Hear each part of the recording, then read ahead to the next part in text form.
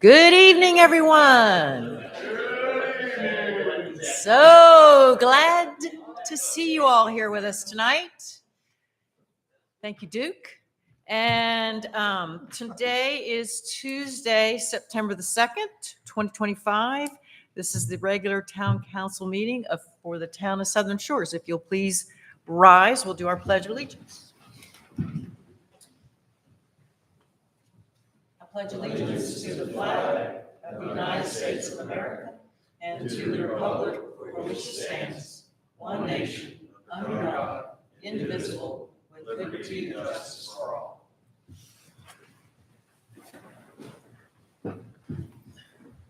Thank you. We'll observe a moment of silence.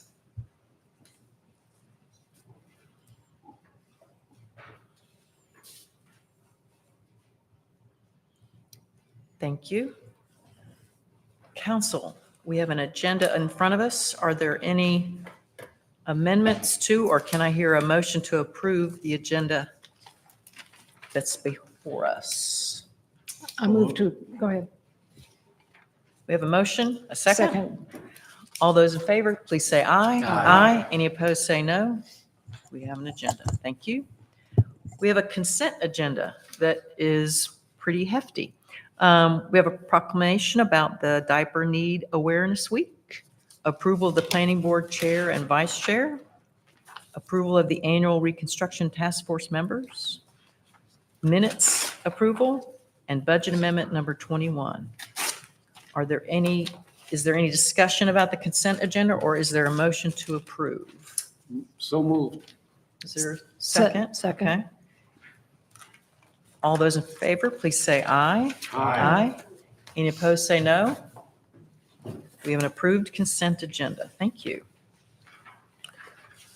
We'll move into our staff reports that we'd like to hear from our Deputy Town Manager and Planning Director, Wes Haskett. Good evening, Wes. Hey, good evening, Mayor and members of council. Good evening. Report for y'all tonight with respect to August permits. There were 32 permits issued in the month of August, and they consisted of 6 zoning permits, 16 building permits, 9 trade permits, and 1 lot disturbance demolition permit. The total amount of fees collected in August was $9,142.96. With respect to our Historic Landmarks Commission, last month I reported to you all that they were going to meet and consider a designation application from 39 Ocean Boulevard. I think it was August 26th. Well, that fell through. There were scheduled conflicts with the members. So that consideration has been pushed to this coming Thursday, September 4th at 9 a.m. The Landmarks Commission is going to hold a special meeting to consider designation of 39 Ocean Boulevard, and they'll be making a recommendation to you all. So at whatever they recommend, we'll be bringing it to you all for a public hearing, most likely in October. And then lastly, our planning board, the regular meeting date is September 15th at 5 o'clock here in the Pitt Center. We're still working on a ZTA that may or may not be ready for the September 15th meeting. That would be ZTA 2506. And it would be a ZTA drafted by town staff to establish, or 2 different sections would be amended, Chapter 6 and then Town Code Section 36-297A, to establish a requirement to obtain a new building permit following expiration, and to amend the town's current requirements for wastewater systems, which is in Chapter 32, Utilities in the ordinance. Any questions? Thank you, Wes. Yep. Yes, ma'am. Thank you. Appreciate your report. Next, we'll hear from Chief Cole, our police chief. Good evening, sir.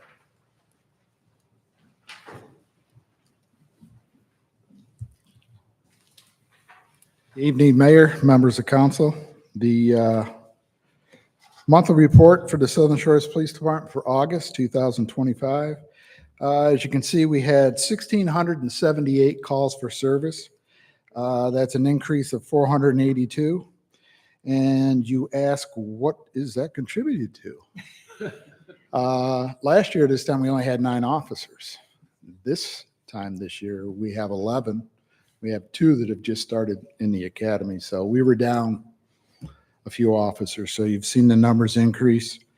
The incidents, which are the actual crimes reported, we had 14 of those.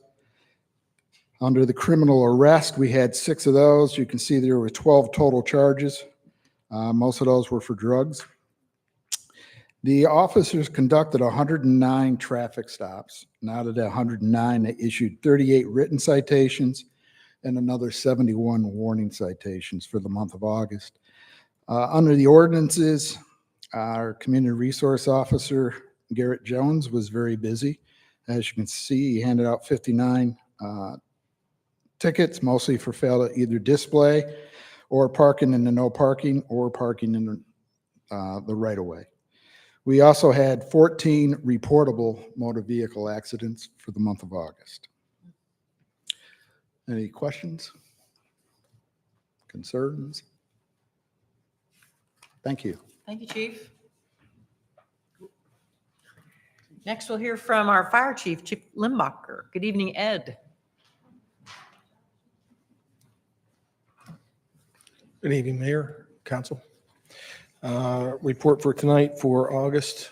Fire Department responded to 101 total calls and breaks down fairly simply with 1 vehicle fire, which was a Jeep outside the bank on Juniper, 1 dumpster, 60, just under 60 or 59 EMS calls, 2 motor vehicle accidents with injuries, 1 involved a pedestrian, 1 water rescue, 1 hazardous condition, 7 of our beach wheelchair delivery program, 3 public service, 1 assist invalid, 8 cover up, move, or standby, 9 alarms, and 6 canceled en route. 1 CO alarm, again, for a total of 101 last month. That's comparison to 79 last year, so we're a little ahead this year, but they fluctuate. So that puts us, I just got the report from the county today, that puts us 3rd for August. So we're right behind KDH and Ag said 16, and then we were 3rd. So ramping up the calls. Summer's ending, thank God. So any questions? Thanks, Chief. We did get three of the 4 captains hired, which we're pretty excited about. So that's moving along. And we hope to be working on the 4th here this month. So we'll let you know what happens with that. All right. That's great news. Yep. Wonderful. Thanks, Appreciate Chief. your support. Thank you. Next, we'll hear from our town manager, Cliff Ogburn. Good evening, Cliff. Thank you. Good evening, everyone. Just wanted to update you on a few of our projects. I'll start with the East Dogwood Street project. The survey work has been completed for that project, and the town engineer is working on the design. He hopes to have that design done by the end of next week, and we can go out and field check a few things and make sure to see if we need any modifications. But that project should be starting soon, or at least go out to bid soon. And that's, of course, a project that'll be completed by the end of this fiscal year.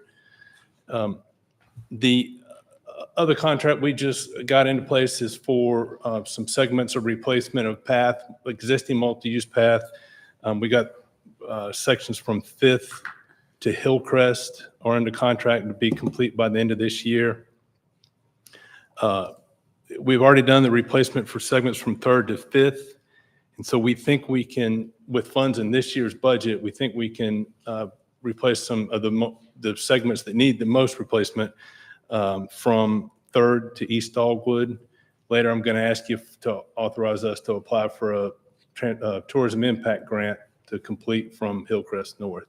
So we're just about finished with those replacement of sections of existing path.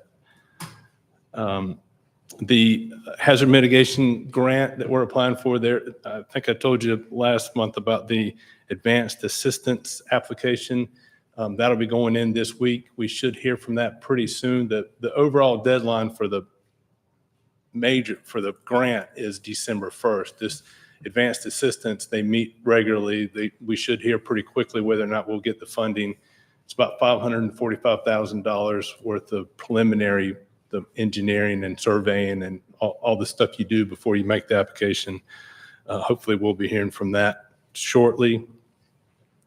The town hall renovation had been scheduled to be finished Friday. I think I'm the only one that thought that would happen. It didn't. They should be substantially complete by this week, and we should be able to start using the newer sections next week. I think we've been able to accommodate the public with during this time. I haven't heard of any complaints. Planning has been running back and forth, and I really appreciate the staff's patience and time in getting through this. But that project should be completed here soon. There's the front door, the new storefront door. That's going to be a little bit later. It'll be probably sometime in mid-October before we get that in. Let's see what else. We are going to, next week, we're demoing a add-on to our website for artificial intelligence. It's kind of a search feature. So when you go in right now with the search engine, you type in Campbell Land Use Plan and it'll bring up all the links. With this feature, we can zero in a little bit more specifically to find out if somebody wants to know what the Campbell Land Use Plan says about this or that. Hopefully we can get that added on as an attachment. Sheila applied for the technology grants that the county gives out. We've applied and received funding to have a smart podium. Oh, And so instead of handing over that keyboard, we'll have a touch screen here on the podium, and people will be able to manipulate their presentations from here. So I'm going to make the person at the podium smart, but the podium itself is smart. some of it may bleed into the person at the podium. I mean, you So- never know. Maybe. Yeah. So those are the updates. Any questions on that before I get into fire merger? I just have one. The renovations to Town Hall are, can you tell us something about the enhanced security that's there? Yes, ma'am. It's where it originally initiated from. We'll have a new front door. We have the ability to lock it from inside. And when you enter into the lobby, when a customer comes into the lobby, they're there until their staff person lets them in, either to the admin side or to the planning side. Their doors will be locked off. You'll have to have a fob to be able to enter into any of those sections. There'll be safety glass up in front of the admin. The new admin will be, when you walk straight in the front door, there'll be someone on the planning side. And it'll give us additional space when we get to the point of hiring the public information officer. We will have workspace now for that position. In the back of the admin, there's also a small conference room, so we'll still be able to use that. Thanks. Just briefly on the fire merger, because it's gone, hopefully the fire chief would agree, it's gone very well to this point. We've got a few more things that we have to take care of. The articles of incorporation have been filed for which essentially is taken over for the Volunteer Inc. We've still got to work through the 501c3 status, the tax exempt status, but it is an incorporation that's been formed now.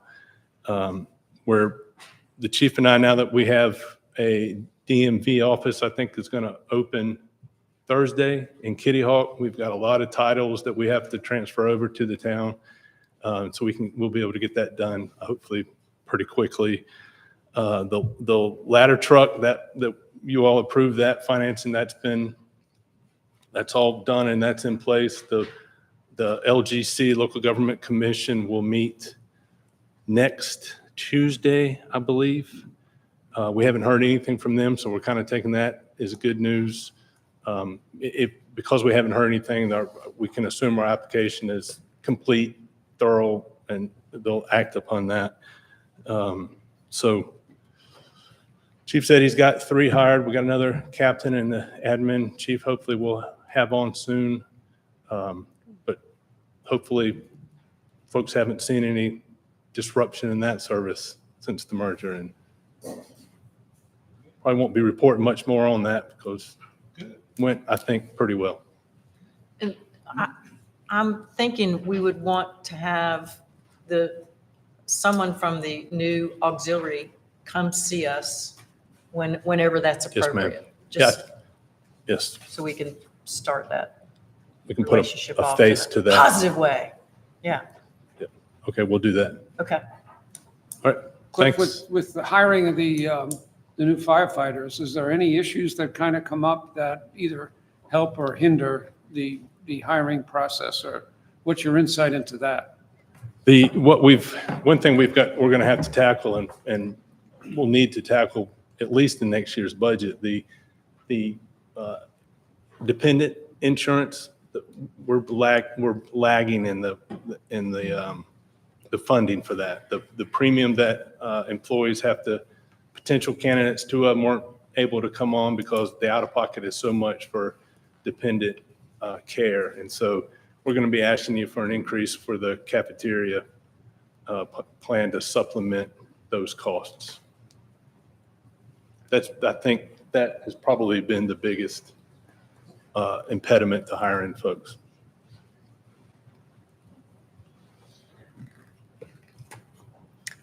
Are the new hires local or are they coming in from somewhere else? Let's see, one's from Currituck, one's from Camden, and one's from Edenton.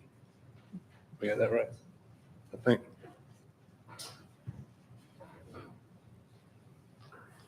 All right. Very good. Thanks. Thanks, Cliff. Thank you.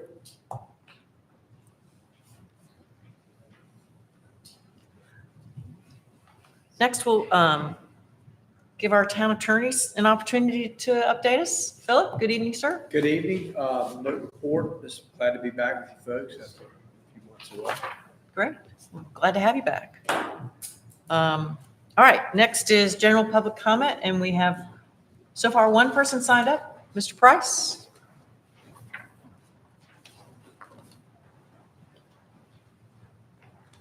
I'm Van Price, and I live at 18 Ocean Boulevard, right across the street. And I just wanted to sort of plug what's going to be coming up next, the proposed 2027 beach nourishment project. I think it's a great thing to do. It's been very successful in the past, and I saw lots and lots of people on the beach and enjoying it every day. And it's just a wonderful thing to help Mother Nature help itself. And so I just want to encourage that. And thank you very much. Oh, and I want to say one more thing about the fire in the police department. I had a carbon monoxide alarm go off about 4 a.m. They came over, turned out that it was some dust or something in the alarm, and it's been working since. But they came over at 4 o'clock in the morning and did a fabulous job with all those statistics. It meant a lot to me because I didn't know if I was going to, I'm trying to open up the windows and doors and trying to find out what's going on, and things kept beeping and going off. But anyway, they did a fabulous job. So I want to thank them for that. Thank you. That's good to know. Thank you.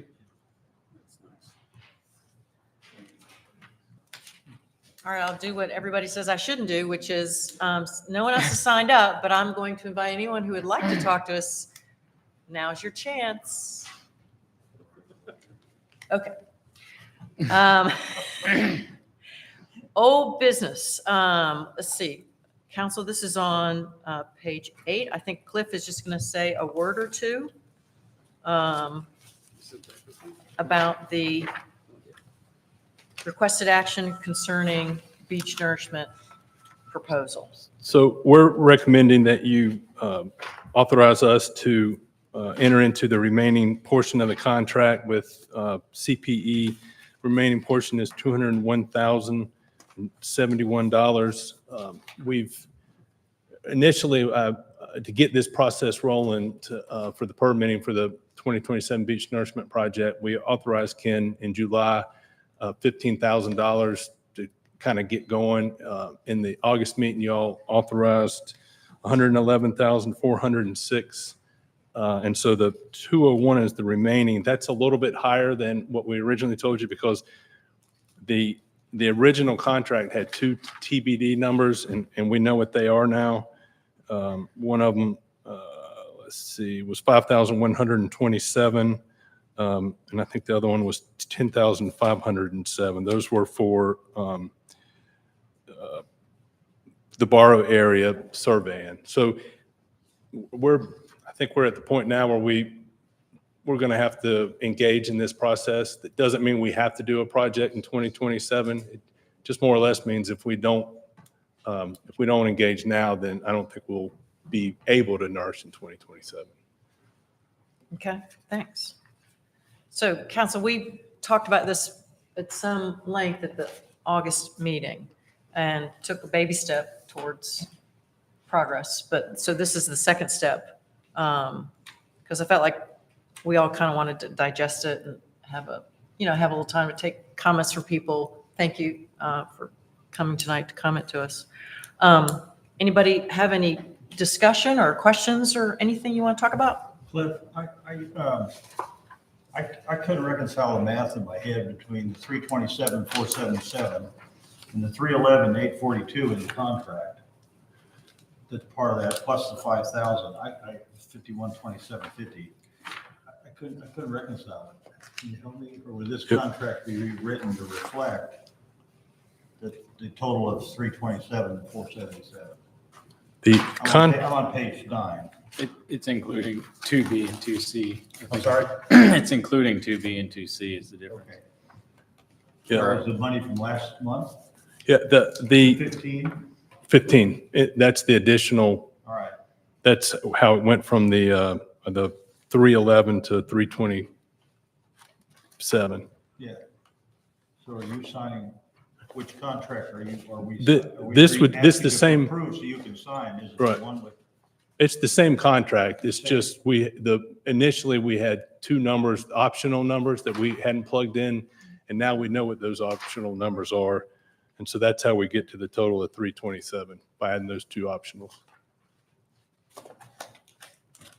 Services agreement is the agreement with the, What's on page 9?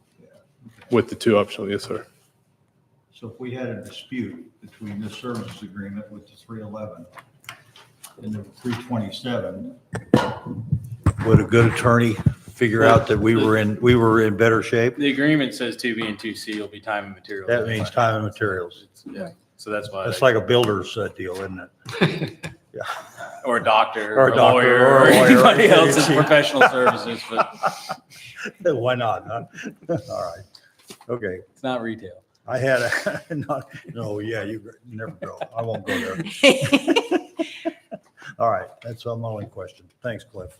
So just to follow with after Mark, There is a not to exceed in there. I was going to say, so there's a, Yeah. is in the agreement, is there a, we usually have some sort of buffer in there about, if this happens, we may have to Come back. come Yeah. back or whatever. Is that also in there? Yeah, it's a not to exceed the 327. Not to. Okay, Right. so you have to, if they change something, it's basically a change order. They have to come back to us. Correct. Okay. Okay. Except for, I think, 2C, it doesn't have not to exceed. The VibraCore. Oh, the 10.5 one? Yeah. Okay. All right. All right. However, a not to exceed cost has not No, yet does been he need a established. motion? Does he need a motion or anything? Yeah, so I'll make a motion that we authorize the town manager to execute this agreement and approve the additional expenditure of $201,071 from the beach nourishment fund, and so that the town can move forward with the design and permitting of the 2027 project. Just to be clear, we do not have to make a decision to nourish or not until May of next year. Right. So that's my motion. Second. 27. May of, excuse me, wait a minute. May of 26, so that's a typo. Okay. Thank you, Mark. Okay. Yep, May of 27, right? May of 26 26. is when, because we would have the survey information and then we'd be able to make a decision. Okay. All right. I think the motion's out there. Is there a second? I second. we have a second? Any further discussion or questions? I'd just like to comment on how well the beach held up during our latest hurricane. I don't know what would have happened if it had come a lot closer, but the highest tide got up to the toe of the dune. And that is the new dune that was built from the sand fences and the beach grass. Thank you, Yeah, I was Lynn gonna and say the Barb. beach grass. would be the- Right. So, like behind my house, my original dune wasn't touched. There's nothing. So I just think it's a real testament to how well that project held up. And we'll see what the numbers tell us when they come back. Yeah, With the- late, yeah. late spring next year. So, okay. All those in favor, please indicate by saying aye. Aye. Any opposed, say no. Motion carries. Thank you. Next, we have a public hearing. So I'm going to hand it over to our attorney. Thank you, Madam Mayor. I now open public hearing ZTA 2505 to consider a zoning text amendment application submitted by the town of Southern Shores to add Town Code Section 1-14 to establish requirements for reconsideration of disapproved development and amendment request and to amend Town Code Section 36-414A to establish application and formatting requirements for proposed zoning text amendment. This time called Les Hatch Podium.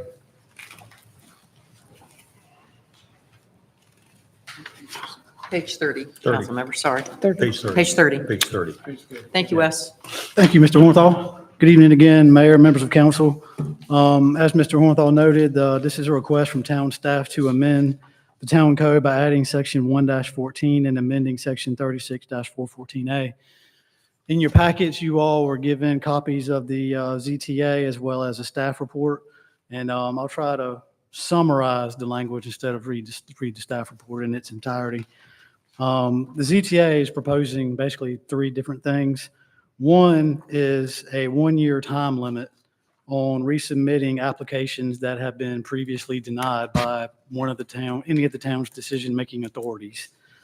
That would be for administrative development approvals, zoning map amendments, regulation amendments, or text amendments like what you're considering tonight, or any other legislative development request, unless a waiver is granted, where a finding is, it's found that there's a substantial change in circumstances, or if new or additional information is available, or if the new application proposed is the one that's submitted is materially different from a prior application, or the final decision on the prior application was based on a material mistake or fact. That's one of the three proposed changes in this text amendment. The second one would be a permanent prohibition on resubmitting previously denied applications that were part of a quasi-judicial decision. That would be the Historic Landmarks Commission certificates of appropriateness. In your case, quasi-judicial, you all consider special use permits. That's a quasi-judicial decision. And the planning board, their quasi-judicial decisions are appeals and variances. In those cases, if someone wants to challenge a denied matter that was subject to quasi-judicial procedure, it goes straight to Superior Court. So this would not be a one-year time prohibition on resubmitting a denied application. This would be permanent. The third thing that this ZTA proposes is to, in another section in 36-414A, it would establish formatting requirements for ZTAs, like what you all have in your packet, like what you all are used to seeing, where it's, have your findings on the first page, and then your proposed language with strike-throughs and underline text for new or proposed language proposed to be deleted. This codifies the requirement that it needs to be, applicants need to follow a template or a format, as opposed to submitting an email that just has a couple of paragraphs, and then we have to figure out what's proposed and what's not proposed. I will note that, and it's noted in the staff report, that there is currently some proposed legislation that's been introduced. We don't know where it's going to go, but it has been proposed that would prohibit local governments from putting in a time limit that we're proposing tonight, such as the 1-year time restriction on resubmitting a denied application or the permanent ban on resubmitting denied applications. If and when the state legislature, if they were to adopt that, then, and if you all were to adopt this language tonight, then we would come back to you all and just simply take it out of our ordinance, if y'all are inclined to adopt this language tonight. So I get the main thing to remember is that we're not saying that folks can't reapply or submit an application. It's a denied application. It's one where somebody with the town, a decision-making authority, whether it be you all, planning board, or staff, we've reviewed and we've denied an application. And depending on the type of decision, we're saying that you have to wait 1 year to resubmit unless something has changed. That's with respect to all decisions except for quasi-judicial decisions. And quasi-judicial decisions, it's a permanent ban from resubmitting something, again, that a board, you or the Landmarks Commission or Planning Board reviewed and denied. It's not saying that you can't submit an application if there's been a change or something, but just want to clarify that.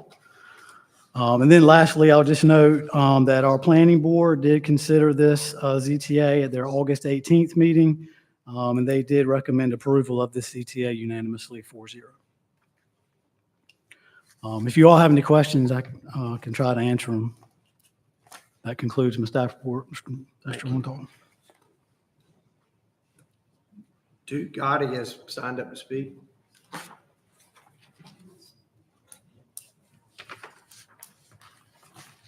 Okay. Good evening. I'm Duke Garrity, Outer Banks Home Builders Affairs, Government Affairs Director. I looked at this the first time. It's not a bad ordinance. I didn't have any objections really to it. I understand. Nobody wants to waste the planning department's time. What did concern me a little bit was the 1-year time frame before you can resubmit, unless you make a major change to it. That can't just be something minor. To wait a year before you could resubmit seems like a punishment. It's a long time. If you bought a piece of property, it's tough to wait a year before you can resubmit your application. Now, I understand why you do it. I mean, otherwise somebody could keep coming in and resubmitting the same application over and over again just to pay the fees. I think I'd like to see maybe a trial period if you could make it for 3 months, 5 months. But to wait a year before resubmitting it, where maybe if you made that minor change to it, that you could get it approved the second time.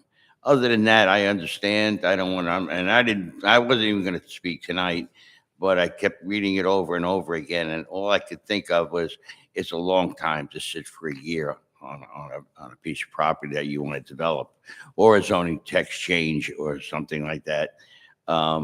So I would ask you to reconsider again the time frame. But other than that, it's a good ordinance, and you probably need it. Thank you. Would anyone else like to speak? I'll now close the public hearing. Thank you, Philip. Council, do you have any questions or discussion you'd like to start on this issue? I've got a couple questions. Okay. Mayor Pro Tem? Give him a second. Okay. Can you make sure the mic can hear you? Just the decision-making authority, is that you? It depends on Let's say it's a ZT. the application. If it's a ZTA, then the town council is the decision-making authority. Okay. And if it's just an administrative development approval, you're the decision-making authority. As zoning administrator, yes, sir.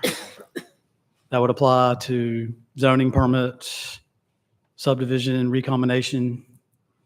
So if somebody applied, you rejected their permit administratively, they changed the foundation to fit the setback or whatever. Is that similar development?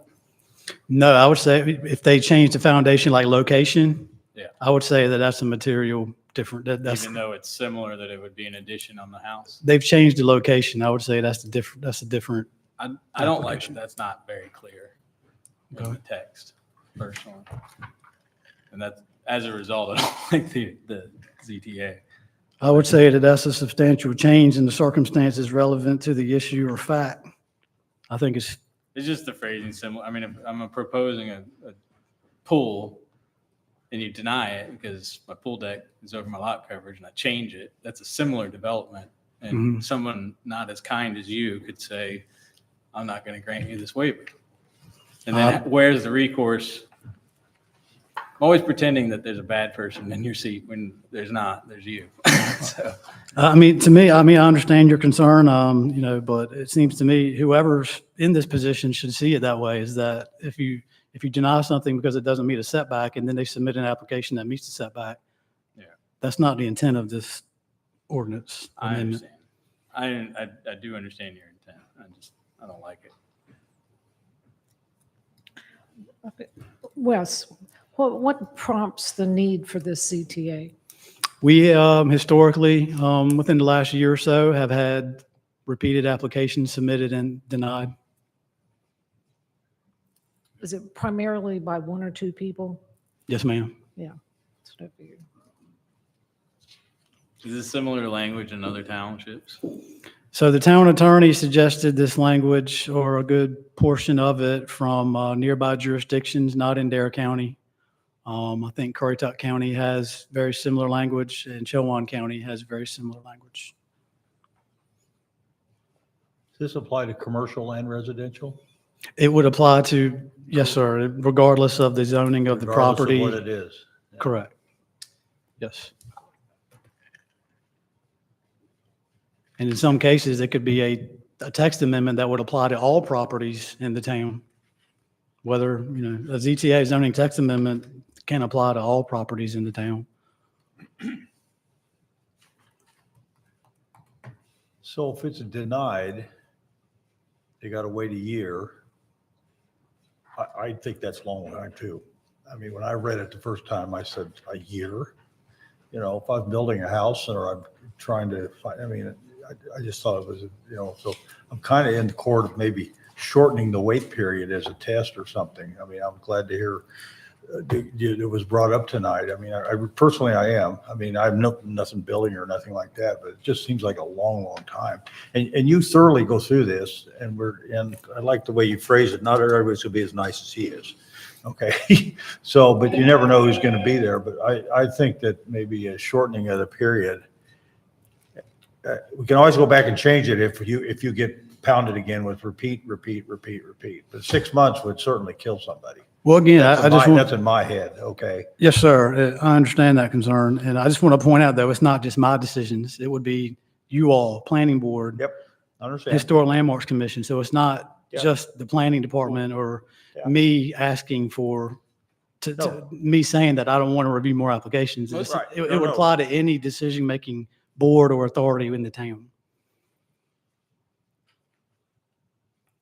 I understand.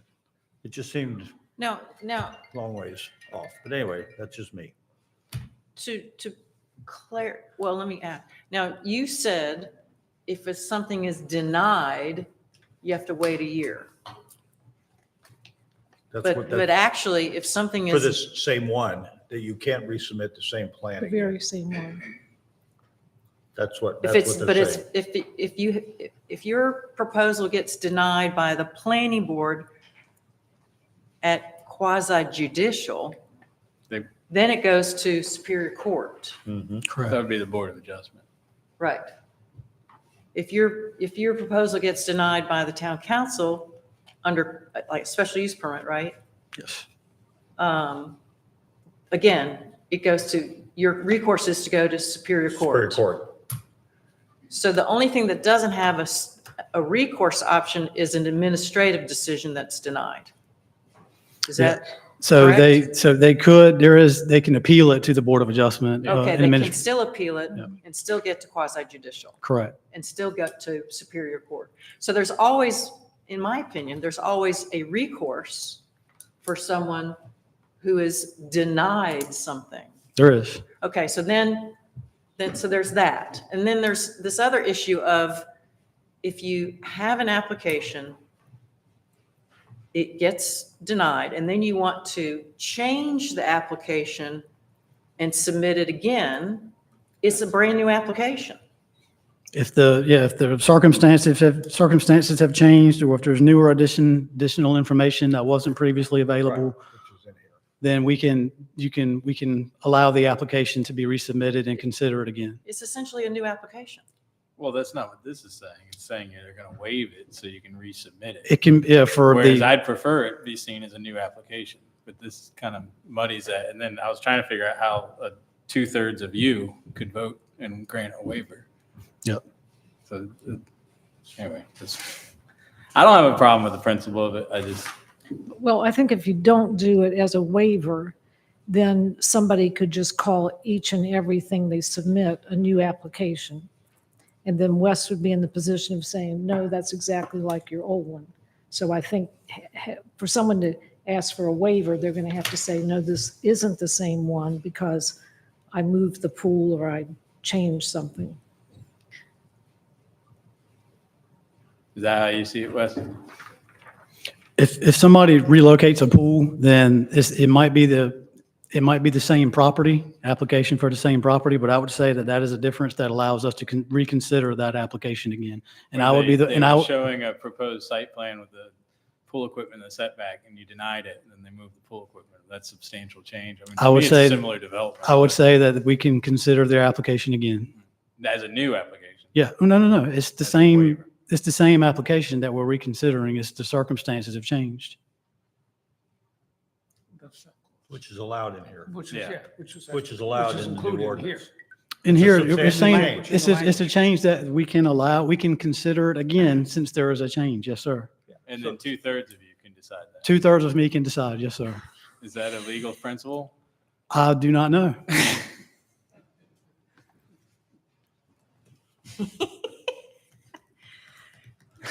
I mean, should that be cleaned up?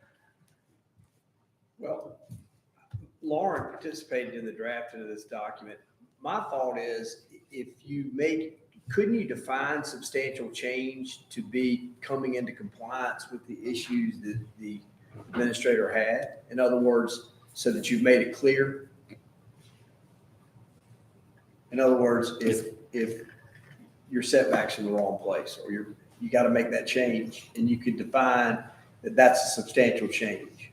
I think Would that be materially different? that list would become long. It would be hard to create every scenario if we were Yeah, to do that's- that, if we did that. In 2C, it's sort of captured. But the 2/3 question, I understand the question, yes, sir. But I interpret it as in all cases, in all decisions that don't involve the zoning administrator, it's a board like yourself, the council or the planning board, that would be 2/3. For myself, I just saw it, zoning administrator, it's obviously just one person and it's their opinion. So if you did want to clean that up, I understand. I get that. There's no 2/3 of one person. I get Rather that. than me trying to write how to clean it up, you have a suggestion there? I understand that you may have an exhaustive list. I mean, you could have an example, but you're not gonna hit every example. Yeah. Um, I'm generally okay with a small scale permit. I think there's enough here that somebody could come and get the And if you waiver do have a- administratively. Evil planning director who's not as kind as Wes and comes along, you can always We'll deal fire with them. that in many different ways. Yes, you can. Well, There's some teeth in the law now. with respect to the 2/3, we could amend it and say the decision-making authority may grant a waiver of the time limit only in a finding by 2/3 of its membership, comma, or the zoning administrator, comma, that the owner or Yeah, I was agent, just going to say, why don't we just put that phrase in there that Yes. references zoning administrator, and then yes, it that's not a substantial change. I mean, you would insert comma or the zoning administrator, comma. Yeah. And then just the comment Mark had about the timeline or the time limit, I feel better about the small level permit. I mean, this is largely addressing ZTAs and things that do come before boards, but what do we think about the time? The 1 year. And then the permanent ban. And then the one, There's also a permanent ban on the quasi for judicial. quasi judicial decisions, yes. What was the difference in your mind for that? Why was that permanent? The other's 1 year. Because that's ultimately goes to the courts. Superior. Because it's going to go Yes. to court. Well, I guess I don't like burdening property owners with a lot of things that perhaps we don't have to, but unfortunately, we have a small staff, and we have had individuals that submit the same thing every month to the planning board, Wes, and I understand your frustration at that, so I'm torn. Help me, Wes. Are you getting bombarded with 2 a week, 10 a week, 50 a week? Same ones coming back all the time? Are we trying to fix something because we've had maybe a couple bad actors?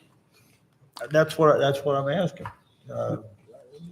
And we have had a couple bad actors, okay, who abused the system, is what they did. We've had multiple applications Okay, go ahead. that involve not only administrative decisions, but planning board, acting as board of adjustment decisions. Maybe we should look at the 6 months and just try it out. Well, don't forget too that all of these actions, the planning board, come with costs. So there's staff costs, there's attorney costs. And when you're talking about burdening property owners, I don't disagree with you, but we're talking about the burden on the town, writ large, because we've had to spend a lot of resources, in my opinion, unnecessarily, but we're forced to do it. I think the 1 year came from the examples from Currituck It did. and Yes, ma'am. Camden. They have 1 year in place. Yeah. I'm sorry, where is 1 year? Can somebody help me? It's in the first. It's in the first paragraph Paragraph. in 1-14A, Okay. line 11 on page 38 of your packet, page 2 of 5 in the Thank you. ZTA. And if you adopt this 1 year period and some of your fears come to fruition, you can always. Yeah, amend that's it. true. Yeah, And, And if these and other counties are not having problems with it, that's a good barometer of the fact that you may not. And property owners can submit a request to amend it as well. submit a request. They could submit a request to amend this as well. Gets denied. And then it's They gotta denied and they wait a could, year.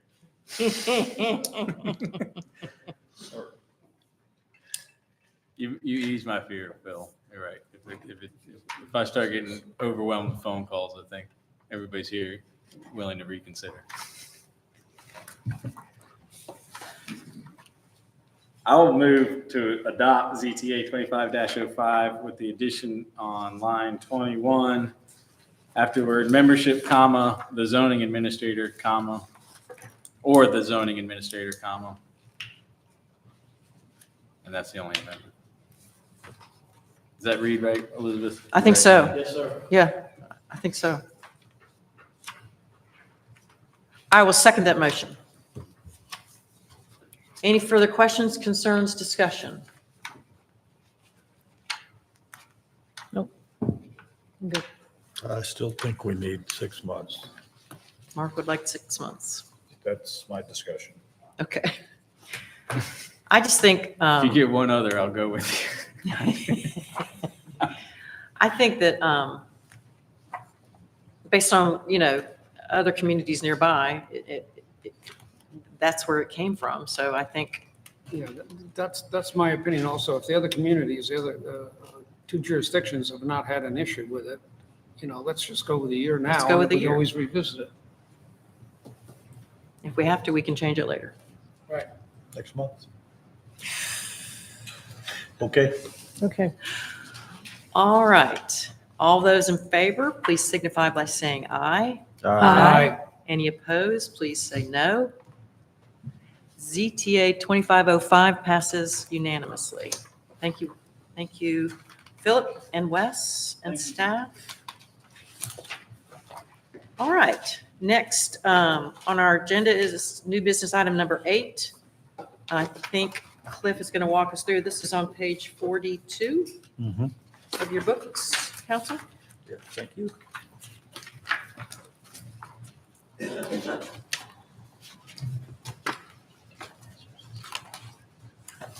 So this is the application for the Tourism Impact Grant from the Dare County Tourism Bureau.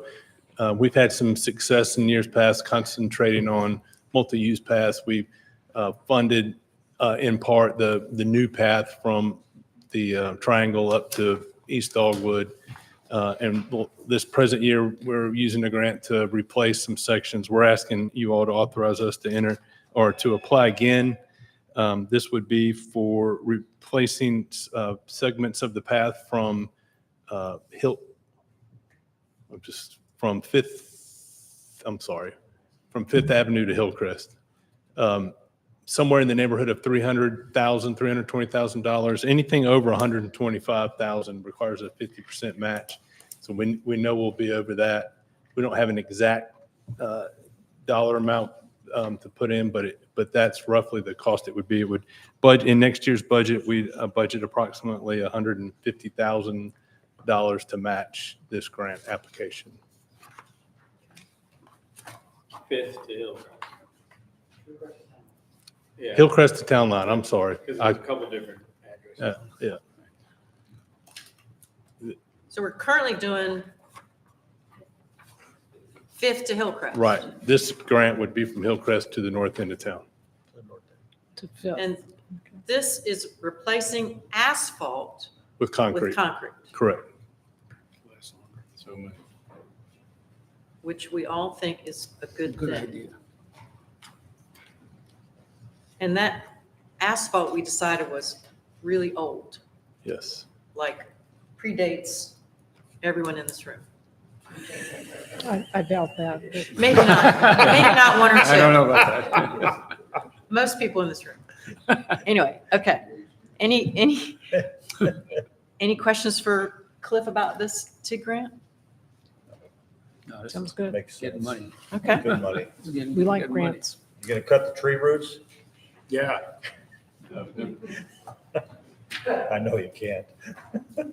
So council, can we get a motion here, please? So moved. Second, Wait a minute. You need something? I need something. You need something. Can you read what's on You page need to read what's 42? on the page. Sure. Good. Staff recommended for approval, so we move to approve a Dare County Tourism Board grant application for multi-use path replacement on the east side of NC 12 between 5th Avenue and 13th Avenue.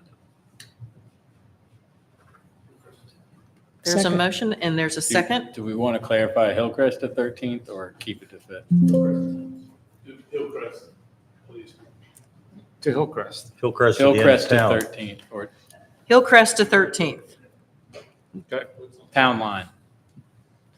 Hillcrest to Town Line. I Town like that line's better. different than 13th. Yes, Let's it do is. town That's why I'm saying that. Unless Town it's line. saying it.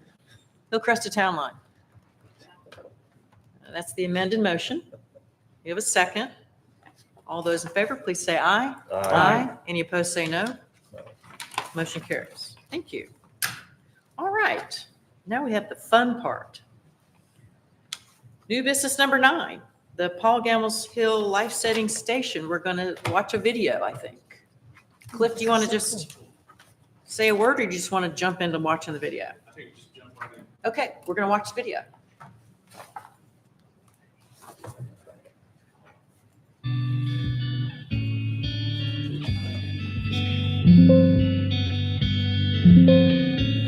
This was a watery I-95 out here. If you were in trade and commerce and you were moving cargo from, say, Baltimore or Philadelphia or New York, it needed to go to Savannah, it had to go by boat. And there were many, many vessels transiting these waters. There was, over a period of decades, something like, on average, 1 wreck a week of sailing vessels primarily. So what I would like to do this evening is to share with you things that I've learned about the Paul Gambles Hill U.S. Life-Saving Station that used to be here in Southern Shores. Bob Moyer is a Southern Shores resident who became interested in the U.S. Life-Saving Service after seeing an abandoned station near the Currituck Beach Lighthouse. He has extensively researched the Life-Saving Service since then, especially the Paul Gambles Hill Station, and recently gave a presentation during a Southern Shores Civic Association meeting to suggest the placement of a plaque to dedicate the former location of the station. I live at 5/8 Avenue, Southern Shores, and it's 1 block from Hillcrest Beach, south of it. And come to find out, during the height of the life-saving service time, which ran roughly from the mid-1870s up to 1915, there were 29 life-saving stations built on the Outer Banks in North Carolina. The more I've read about it, I learned that there were approximately 5 to 6 miles between stations.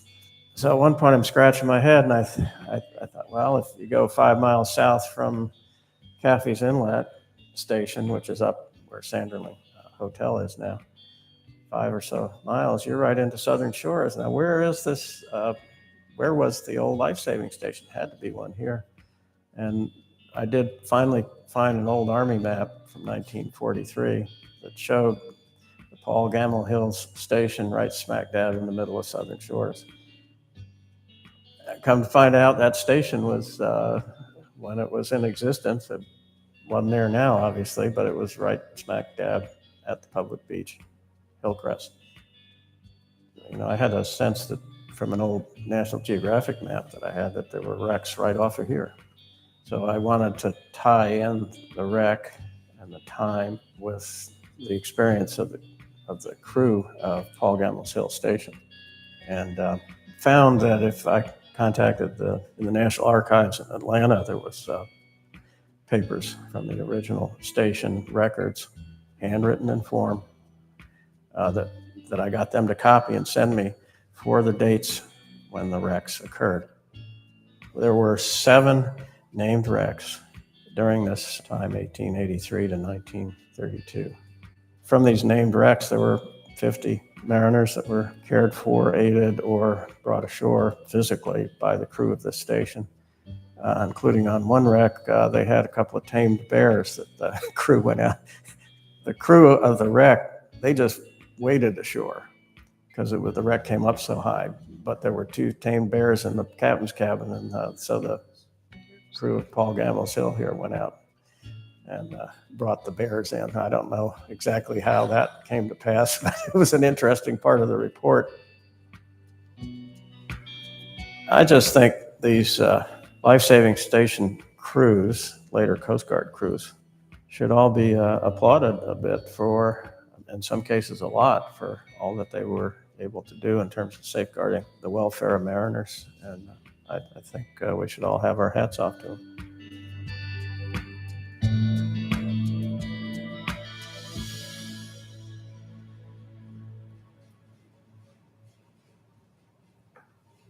Thanks. It's fascinating.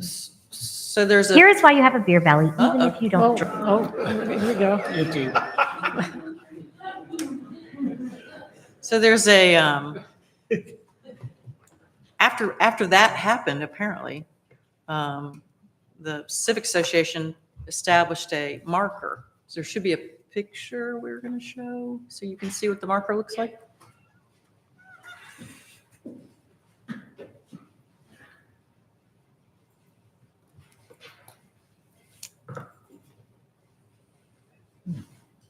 Yeah, it's not here. So, yeah, there it is. I have never seen it. So I went out there this afternoon and took the picture because I was like, I need to see where this marker is because I didn't know I didn't really realize what was out there. But that's what's out there. Anyway, this seemed to spark some interest on certain council members' part about this potential historic site. I thought of your role on the 250 committee. Is this Yeah. something we want to try to add for Southern Shores? We can possibly do that. I mean, I can bring it up.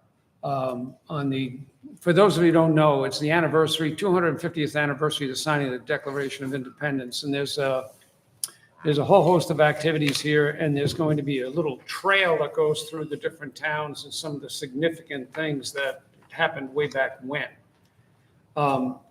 There's a limited number that can be on the trail, and Skyline Drive, meaning the flat top, is going to be on the trail. So that's already established. That's been approved. Adding this may be something that we could put in there, but I mean, I would just like to emphasize here, if you notice, that's Current TV. That was done so many years ago on Current TV. Current TV is an underutilized resource in the county. And I know we have a little icon on our webpage, but featuring some of the videos, I don't know how many know, there is an aerial drone tour of Southern Shores that was done quite a number of years ago. They just recently did one at Duck, and now there is one of Southern Shores. And, you know, featuring those on our website, I think would be a really good idea, including this.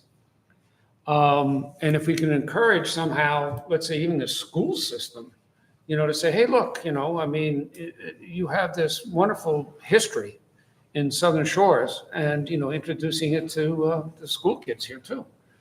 So there's a multiplicity of things out there on Current TV, and I really encourage everybody to kind of maybe bookmark it and look at it, or you can see it on YouTube TV also. And there's been a huge effort to make sure that these things have a lot of the videos have a lot of throughput. You can search on it, and that it doesn't buffer. So those improvements have been made. Just a little aside. Thanks, Rob. Well, I was absolutely shocked by this, and I shared this video with my book club, and I was even more shocked that a member of my book club came back and said, she now lives here in Southern Shores, my great-grandfather was a lifesaver and worked at both the Paul Gambles and the Corolla stations. His name was Solomon Baum Sanderling. Wow. And then a second member said, oh, I know, I played around it when I was a kid. When I was little, kids burned it down.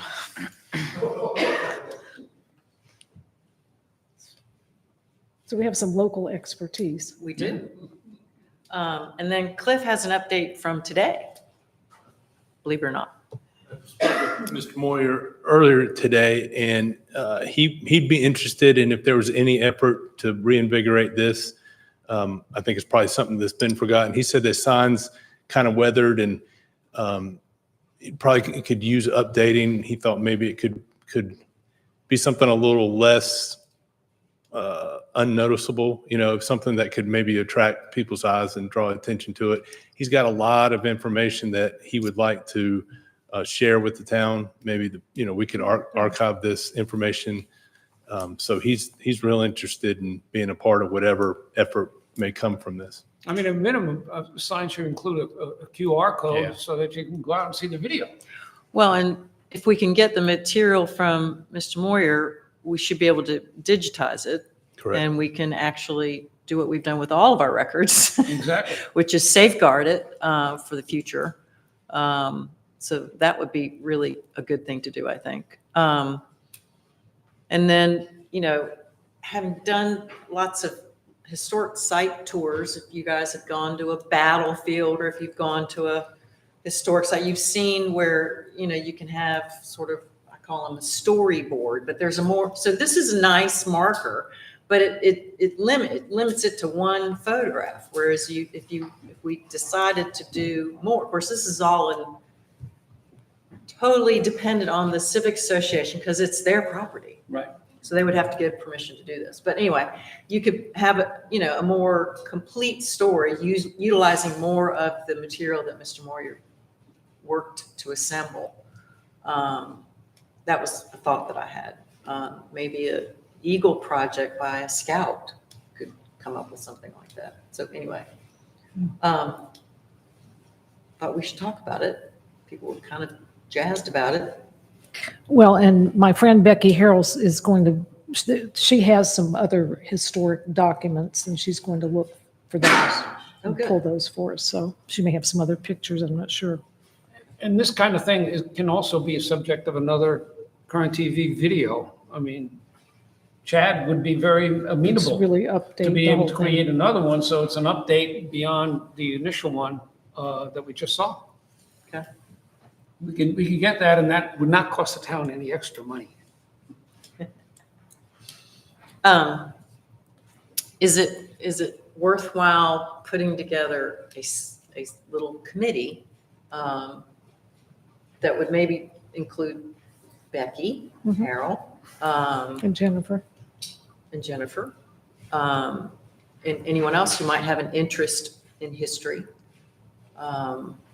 Perhaps we just put it out there for, if you have an interest in serving on a committee, contact one of us, contact the town staff, let us know, and we can go from there. Wes, you probably, I mean, is this a role of the Historic Landmarks Committee? I know that their purview is slightly different at the moment, but they don't have a lot of workload. And then Would Historic Interested in Landmarks it. have any interest in? Probably not. I think they will. That possibly? Okay, I could bring it up. bring it up, see what they say. Okay. And I mean, there's also, you can also consider, is it worthy of designating the site as a landmark? that's what I was kind Ah. of thinking down the road. Ah, I like that. didn't even know that was a thing. Okay, The site can be designated as a historic landmark. okay, and that would also have to get the approval of the Civic Association. Okay, okay. Well, let's ask you to do that for us. Then they do meet on Thursdays. That the timing's really good. And if there's anyone who would want to speak now, George Berry, you can come up to the podium. It's not a smart podium yet. Sure it is. When George gets there.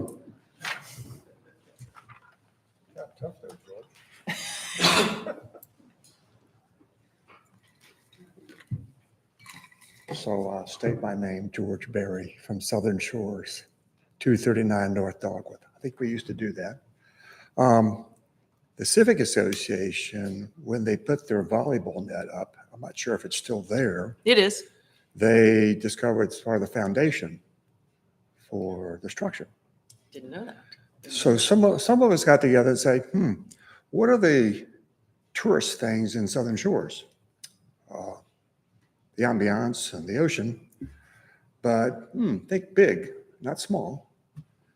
Why don't we, as other places have done in America, reconstruct the site? You could do a public-private partnership maybe with a civic association, with the town and it's civic association property. You could get craftsmen to build furniture, put in it. It could be a tourist attraction. You could have inside, you could have a video presentation like you had here. You could have a bathroom in it too or maybe you want to have a snack bar. You can do whatever you want. But I think recreate some history. A sign's nice, no weather. I think you get more attraction, more humanage visiting if you had, so how do you do that? People have, when they retire, they have some money, they can donate it. There's lots of ways to collect funds to do these things. It takes some time, and it doesn't just happen overnight. Sign you can do now, but this would be like a long-term project where funds could be willed or donated, or you could do projects to raise the money to create a life-saving station. Just thought it'd be another attraction. And some of my 47 to 52% tax increase could go for that. So I'm hearing that you want to be on the committee, George.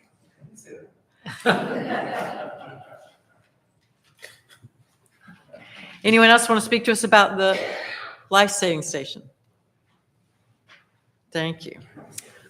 Okay, I think we have kind of sort of a plan, so that's good. Discussion of council meeting times. So this has come up, I think, I don't think I need to kick this off to Cliff. This has come up as something of interest to the five of us, which is changing the meeting time from 5:30 PM to a different time. Anybody have any further thoughts they want to share about it? I'm seeing some thumbs up. I Well- think, Well, I was going to say, when we originally discussed this, one of the issues is that most people who are here are retired, I'm guessing. And those of you who come to the meetings regularly, I've talked to a couple of people who seem to think it would not be a bad idea. It's also, I think, a real burden on our staff who have to show up at these. Now, in the last couple of years, we've been pretty efficient with our time, so we generally start at 5:30 and we're usually finished by 7:30. But that doesn't always happen. And I know that the staff gets some comp time or whatever, but it just seems to me that it would be more efficient to have this during the day when people could come over and attend once a month. And I think Rob also had some ideas about. Yeah, I mean, I think, first of all, 5:30 in the afternoon for younger people with families, when kids get home from school and they're preparing dinner. So we don't really have a representative sample of citizens of Southern Shores who can attend these things. So so in other words, one big example, I remember when there was a proposal for sidewalks, I mean, a lot of the older folks showed up, but younger people couldn't come and give their viewpoint. I mean, yes, you can do a survey or whatever else, of course, but I think we need that kind of representation. And if it's during the day when the kids are in school, we might get some folks who want to come in here and attend these meetings. I think that's my major point. Anybody think it's a bad idea? Down there. Matt is still not convinced I've it's a got good a idea. job, so anything Yeah. we can do outside of working hours would be preferable. But you said you might be able to swing it. Well, I'm always amenable, but And somebody might not always be sitting in the seat that has self-employment background. They might be able to, we had a person propose to be with the appointment a couple of years ago, and they kind of withdrew themselves because they couldn't meet the meeting hours. But that was at 5:30 too, because of their job commitment. So yeah, but that same so person probably wouldn't make 9:30 either. so the proposed time would be a 1 p.m. 1 p.m. meeting start. So it would be in the middle of the day as opposed to beginning or the end of the day. I mean, if we try it over the winter months and give it a 6 months go and see what happens, we can always revisit it. Do a trial period. Well, and I think one of the other advantages, and Rob and I discussed this, is that, we have new fire chiefs coming in. We have all sorts of staff people Right. that we never know anything about. And we see our regular staff people, but it might be a good opportunity to bring people in and highlight what they do and have their managers tell us a little bit more about what they do. And it would be Yeah. much less of a burden on staff if we had it during the day. I mean, when Paul and I chatted about this, showcase something of those people is important. Whether it be Public Works Department, whether it be, police or fire officials or whatever else, they don't have to stay for the whole meeting. But even just meeting them ahead of time, and if they want to stay for a little while, I mean, hopefully, maybe they need to get back to their jobs, of course, but they can see what we go through in this process, and I think that gives a little bit more of ownership and buy-in to the town. And I know Duck meets at 1, and I think the Dare County Commissioners meet I think theirs is 9 9 a.m. a.m. Not sure about the others. Is any burden on our town attorney? if We change the meeting time? I would imagine, Anytime's fine. I mean, I can do mornings or afternoon, or 1 o'clock, so 10 you, o'clock, or anytime. Basically, no. Yeah, no. well, it would keep you from having to drive back to Elizabeth City at 7 o'clock at night. Which is a bonus. Y'all shouldn't be making decisions. Oh, I know, based I on know. that. Well, I mean, I wouldn't be mad at you. Mark made the point when we go off of, when we change the clocks, Change the clock. we fall back, and the days get shorter. There are members of our community, I think, that it is an impediment to be out at night. So perhaps we could get more interest in attending meetings if it was during the day rather than at night. What do we need, a motion? So is there a motion out there? Well, I'd like to see us start it in October. I don't see any reason to wait till November. I agree. I suggest October through March. Okay. So And for then we now, can we're going to do revisit it. October, We can November, revisit it in December, March. January, How's that? February, March. That's 5, 6, right? Yep, that's 6 months. Okay. So the motion is for a 6-month trial period, changing the council meeting times from 5:30 PM to 1 PM. And there's a second, I think. Second. And any discussion? All those in favor say aye. Aye. Any opposed say no. Aye. We have a 6-month trial period for a new meeting time. And our next, Whatever you arrange. on the that meeting. segues into council business. My announcement is next meeting is Tuesday, October 7th. Is that correct? Okay. And it won't bother the auditor who's coming on October 7th. And October it is. November's meeting is the day after Election Day. Yeah, Wednesday. So it's Wednesday, the 5th, and the elections folks have said that they can get all their stuff out of here by 1 o'clock. So that's okay. Council business, Mayor Pro Tem. Well, I'm trying to update my. Oh, okay. Paula?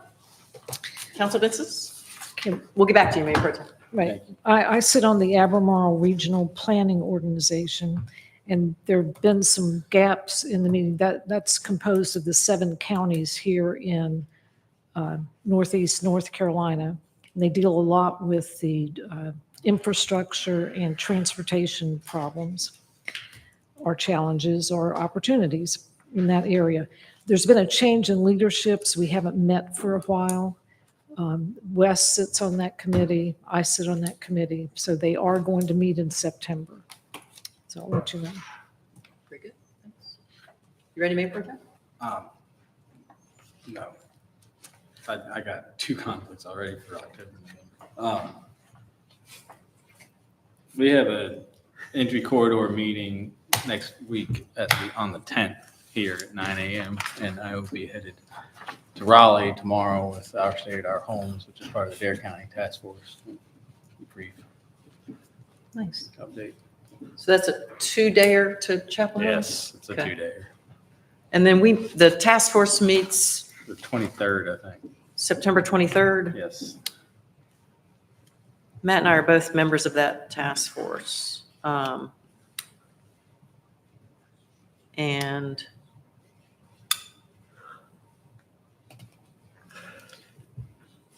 okay. Anything else, Matt? 1 o'clock is set. Do you have a preference? Well, Is 2 better? school pickup and School- anything not the afternoon, the morning would be better. Noon better? I'll make one work. Okay. We can change it. We'll try it in October. Okay. We can always adjust it. We will. Let's do it when I can think about it. Okay. Okay. Rob? We had a current TV meeting back a while ago, and as Cliff said, the different towns, we approved the submittal from Southern Shores for the smart lectern, and that's a $5,000 grant that was approved. So you'll have a built-in keyboard over there, and you don't have to pass things back and forth.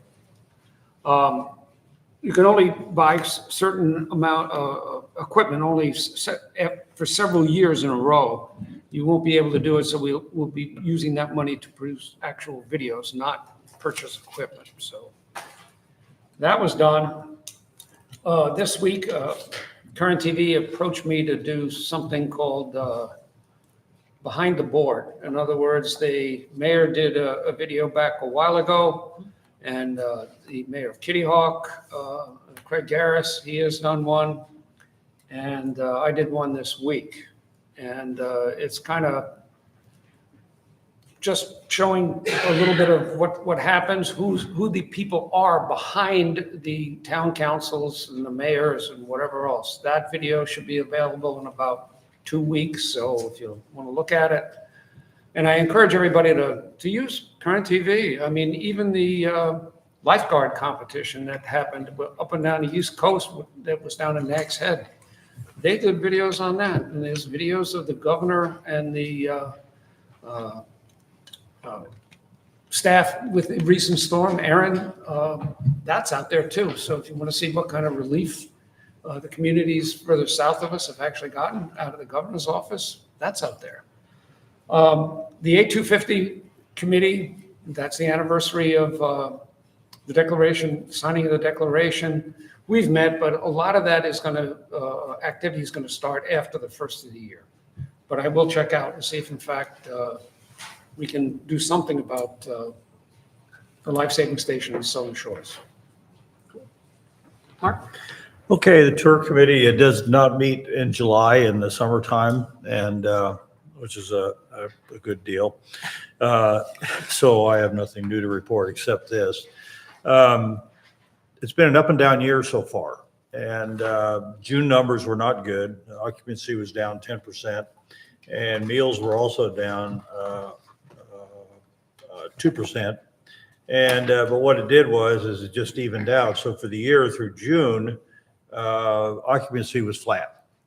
Meals were still up through June, about 10%, about 4%. I'm sorry, we're up about 4%. All indication is that July was a good month.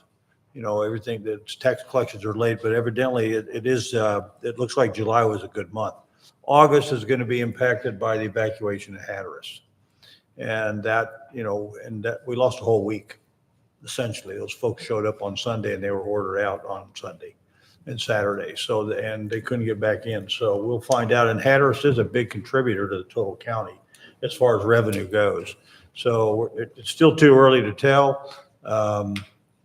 You know how it works. You sign up for a rental, and it says whether the weather's good or bad, it's yours. So we'll see how it goes. But they still are coming back, and we'll know more next. We'll know more. But we're hoping. And if you read Outer Banks Voice and you listen to that, and the folks online, Lee Nettles is saying that it's going to be a flat year. We expected a flat year. That's the way we budgeted. In fact, we thought it'd be a little bit down because it's been hard to judge the revenues and the participation and the visitors. There has been a noticeable change in the crowd as well, because everybody is still, we did get, right now the indications, we didn't get as many people out of Northern Virginia like we usually do. And a lot of that has to do with what's going on with the federal government. So that is not good or bad, but that is the major feeder market for us right now is Northern Virginia and most of those places. The last thing is next week I have a grant committee meeting for the spring events that we do. We do it twice for the fall events and the spring events. We're doing that. We got 38 applications for assistance. Last year we had 22, and we hope that there's enough money to go around. We saved some, but that attracts the customers. That attracts the visitors here is what it does, and we're trying to make this a year-round destination. Sometimes that doesn't go over so good, sometimes, but it is a year-round destination. It really has become one. 12 Bars of Christmas is a phenomenal charity event that has gone over exceedingly well, and we support it. The Seafood Festival coming up in the fall. I mean, there's just a lot of neat things going on, and it's for the locals as well as the visitors, and that's what we want to encourage more is for that area. So anyway, but the tour board's alive and well, but we got a meeting coming up here in 2 weeks. That's it. Thanks, Mark. Mm-hmm. I just want to very quickly share, we on council received a email either last week or the week before about a lifeguard rescue on our Southern Shores beach. And just boiling it down to a short description, 2 Good Samaritans took action to identify a life-threatening situation and alerted the lifeguard, who proceeded to complete the rescue. So that was a happy ending. And I just wanted to say thank you to our excellent lifeguard staff and those two Good Samaritans. They could have done nothing, but instead they decided to take action. So appreciate those guys. And we may, in fact, get them here at the next meeting for a recognition, if that's possible. I think the key thing there is people were swimming when they shouldn't have been. Well, The red flags were flying. sometimes people They don't don't use their head. and I mean, do what they're supposed to do. Those folks risked their life to, it was a good ending. Good ending. It was a good ending, but they risked their life. Yeah. All right, then. Motion to adjourn. So moved. Here we go. Thanks, everyone. Thank you.